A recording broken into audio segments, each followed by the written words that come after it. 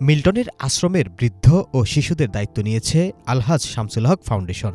সেই থেকে জনমনে প্রশ্ন, কোথা থেকে এলো এই ফাউন্ডেশন, কারা চালায় এই সংস্থা?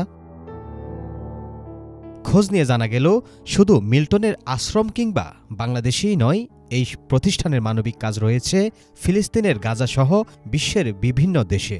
ইতিমধ্যে প্রতিষ্ঠানটি ফিলিস্তিনের গাজায় মসজিদ নির্মাণ, অসহায় গাজাবাসীকে খাদ্যদান, তুরস্কে ভয়াবহ ভূমিকম্পে ক্ষতিগ্রস্তদের সহায়তা প্রদান, সিলেটে বন্যার্তদের জন্য খাবার ও বিশুদ্ধ পানির ভাসমান প্লান্ট স্থাপন এবং সাতক্ষীরায় ভাসমান মসজিদ নির্মাণ ও রোহিঙ্গাসহ বিভিন্ন জনগোষ্ঠীর জন্য সেবামূলক নানান কার্যক্রম বাস্তবায়ন করেছে।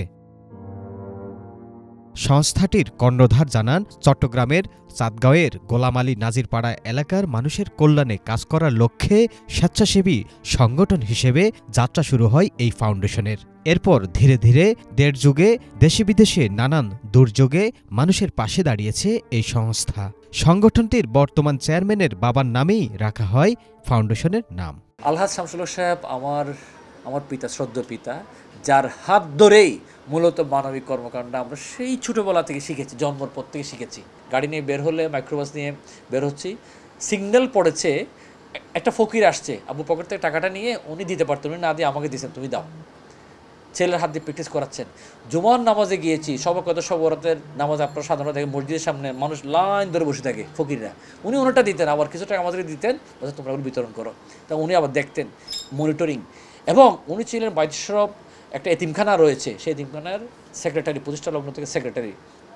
এতিমখানার বাচ্চাদেরকে উনি খুব আদর করতেন, বাচ্চারা ওনাকে খুব আদর করতো। আমিও তখন ছিলাম ছোটো, আমিও ওই এতিমখানা বাচ্চাদের মধ্যে একই বয়স আর কি। তখন আমার ঈর্ষা লাগতো, কি আমার বাবা ওদেরকে এত আদর করো কেন? মানে কাউকে ফুটবল কিনে দিচ্ছে, কাউকে ব্যাডমিন্টন খেলার ব্যাট কিনে দিচ্ছে, নেট কিনে দিচ্ছে, ওরাও আব্বুকে বাবা ডাকে, ওটাকে নানা ডাকে, এভাবে আব্বুকে জড়িয়ে দিতেছে। তখন আমার ঈর্ষা লাগতো। পরবর্তীতে এই বিষয়টাই আমার অবচেতন মনে গেঁথে যায়।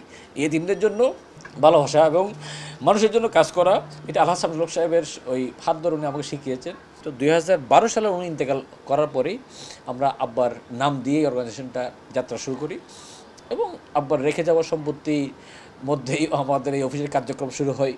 ইঞ্জিনিয়ার নাসির উদ্দিনের দাবি, বাবার ব্যক্তিগত অর্থায়নে এবং আত্মীয় স্বজনদের কাছ থেকে পাওয়া তহবিল দিয়ে শুরু হওয়া এই সংস্থা এখন অনুদান পায় দেশি বিদেশি বিভিন্ন সংস্থা থেকেও। ফলে মানবসেবার কাজটি অনেকটাই ত্বরান্বিত হচ্ছে তাদের। বর্তমানে সংস্থাটি এনজিও হিসেবে প্রধানমন্ত্রীর কার্যালয় থেকে অনুমোদন পেয়েছে। সেই সঙ্গে জাতিসংঘের ইকোনমিক অ্যান্ড সোশ্যাল কাউন্সিল কর্তৃক স্বীকৃত বলেও জানান চেয়ারম্যান। আমাদের আত্মীয় স্বজনরা এখানে অনুদান দেয়, বন্ধুবান্ধবরা অনুদান দেয়, একই সাথে শুভাকাঙ্ক্ষীরা এখানে অনুদান দেয়। একই সাথে এই যে কাজের ব্যাপ্তি একটু বিস্তৃত হওয়াতে বিদেশেরও কিছু আমাদের ইন্টারন্যাশনাল এনজিও আমাদের এখানে পার্টনার হয়েছে। তারাও বিভিন্ন প্রজেক্টে তারা আমাদেরকে ওই প্রজেক্টের জন্য অনুদানটা আমাদেরকে দিয়ে থাকে। সেটা আমরা এনজিও বিষয়গুলোতে অনুমোদন নিয়ে আমরা এগুলো ব্যয় করি আর কি। সংস্থা যে রেজিস্ট্রেশন করতে হয় 2017 সালে, এটা আমরা জানি না। আমরা এলাকার মধ্যে আমরা টুকটাক কাজ করতেছি, জানিও না কীভাবে রেজিস্ট্রেশন করতে হয়। তো তারপরে আমি সেখান থেকে অক্টোবরে আমি চিটাগাং ব্যাক করে জয়েন্ট স্টকে আবেদন করি। আবেদন করার পরে আলহামদুলিল্লাহ NSI তদন্ত করে 2018 সালের জানুয়ারি 18 তারিখ জয়েন্ট স্টকে রেজিস্ট্রেশন আমরা পাই। 2018 সালের জানুয়ারি 24 তারিখ আমি আমেরিকাতে যাই। আমেরিকাতে যাওয়ার পর ওরাও বলতেছে, আপনাদের ভিডিওগুলো খুব ভালো লাগে, কাজগুলো খুব ভালো লাগে, কিন্তু আমরা তো আপনার সাথে কোনো পার্টিসিপেট করতে পারবো না। কেন? আপনাদের এনজিও নেই। আমরা এনজিও বলতে মনে করতাম কি মানুষকে লোন টোন দেয়, কিস্তি মিস্তি দেয়, এগুলো খালি এনজিওর কাজ।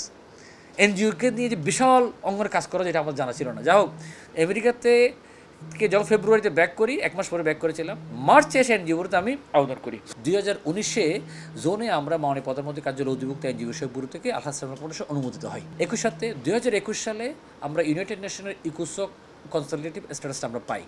বাবার নামে গড়ে ওঠা ফাউন্ডেশনকে বিশ্বব্যাপী মানবতার সেবায় ছড়িয়ে দিতে চান ইঞ্জিনিয়ার নাসির উদ্দিন। তার এমন উদ্যোগ কল্যাণকর হোক, এমনটাই প্রত্যাশা মানব সেবার প্রত্যাশীদের। দেখুন, মানুষ বিশ্বাস করে কর্মে।